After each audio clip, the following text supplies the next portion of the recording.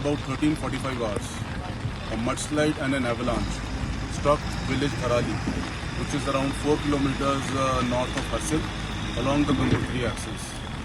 Indian Army column, being the closest in Harsil camp, was the first to respond and reach the location within 10 minutes of the incident. Rescue operations are underway.